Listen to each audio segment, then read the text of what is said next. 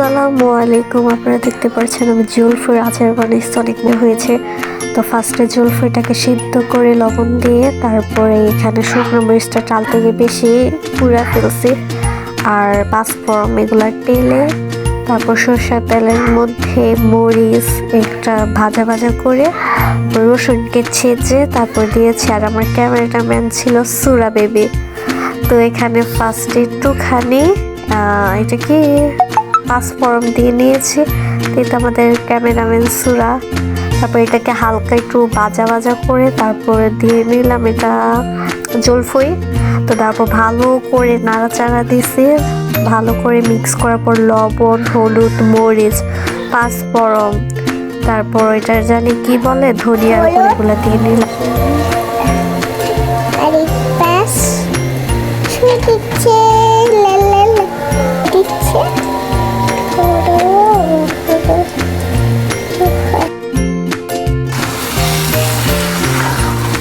ভালোই আছে না, খামু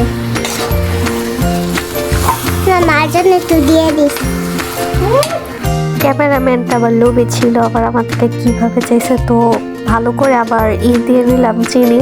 তো ও একটু ভিডিও দিস, আর খেতে খুবই ইয়ামি হয়েছে। সুরার রিয়াকশনটা দেখলে বুঝবো না, অনেকে দিছি, ওর আম্মুরে দিছি, অনেকে দিচ্ছে, সবাই বলছে অনেক মজা হয়েছে। আর এখানে ছিল আমাদের পিল্লু, এখানে পটি করতে ছিল। তো এই পর্যন্ত ভিডিওটা ছিল, বাই বাই।